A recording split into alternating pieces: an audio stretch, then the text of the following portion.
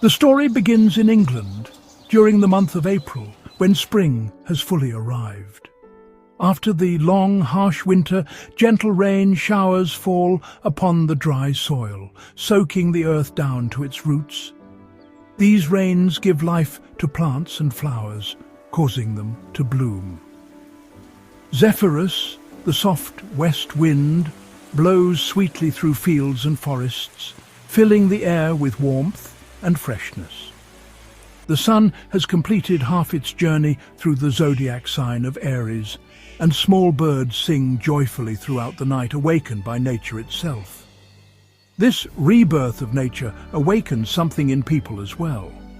Human beings feel a natural desire to travel, especially on pilgrimages, to seek spiritual renewal, just as the earth renews itself. In England, one of the most popular pilgrimages is to Canterbury, where the shrine of Saint Thomas Becket is located. Saint Thomas was a holy martyr who was killed while serving as Archbishop of Canterbury. Many believe he has the power to heal illness and grant blessings.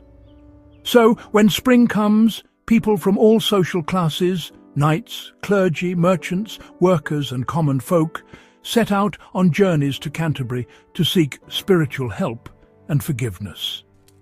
One April evening, Chaucer arrives at the Tabard Inn in Southwark, near London, intending to go on pilgrimage to Canterbury the next morning. At the inn, he finds a group of 29 other pilgrims, all gathered by chance, but united by the same destination. Though strangers, they soon grow friendly, eat supper together, and sleep peacefully.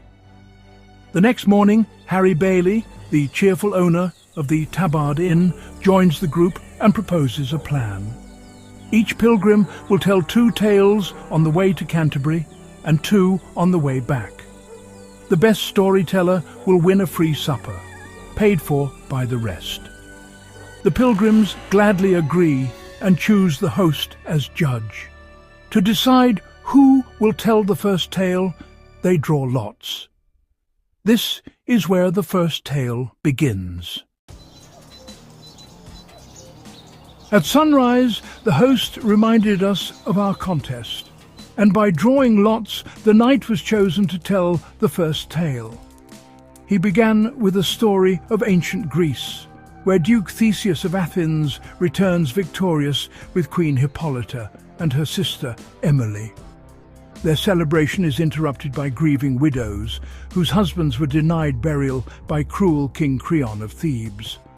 Moved by their plight, Theseus conquers Thebes, restores honor to the dead, and finds 2 wounded Theban princes, Palamon and Arcite.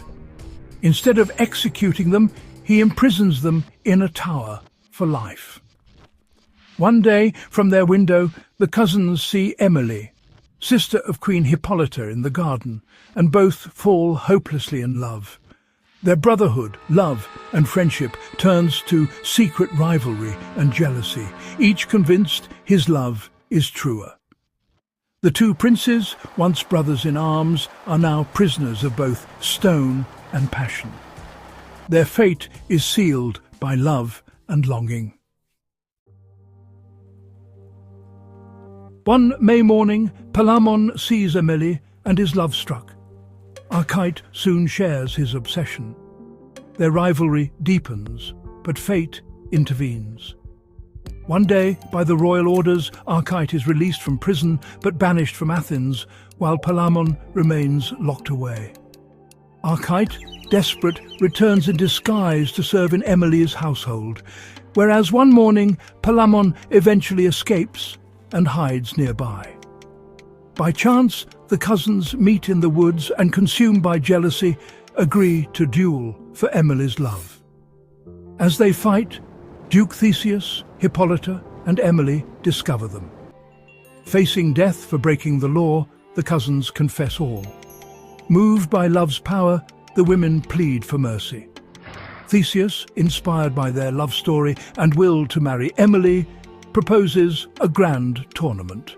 King pronounced, in a year, Palamon and Arcite will return with knights to compete for Emily's hand. The stage is set for a battle of love and destiny.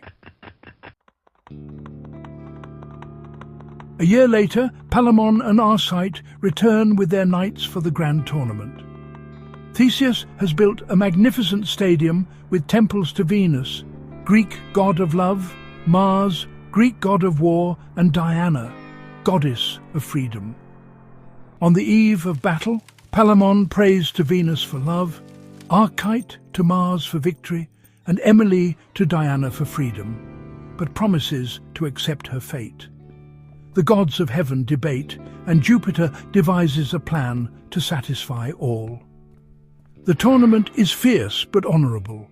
The goal is capture, not death.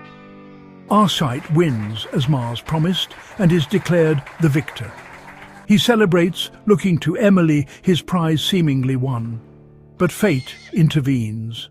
A divine force frightens Arcite's horse, and he is mortally injured. As he lies dying, Arcite forgives Palamon and asks Emily to marry his cousin if she wishes. The city mourns, and the joy of victory turns to sorrow.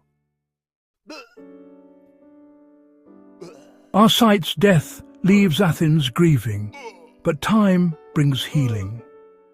Duke Theseus gathers Palamon and Emele, reminding them of Arcite's final wish and the order of the universe. He urges them to accept fate and turn sorrow into joy. With wisdom and compassion, he joins their hands in marriage. Palamon and Emele, united at last, find peace after years of longing and loss. Their love brings closure to the tale, fulfilling prayers and restoring harmony. The story ends with a lesson. Life's fortunes are unpredictable, but acceptance brings peace. The pilgrims, inspired by the tale, continue their journey, eager to share their own stories. And so, the road to Canterbury winds on, filled with hope, laughter, and the promise of new beginnings.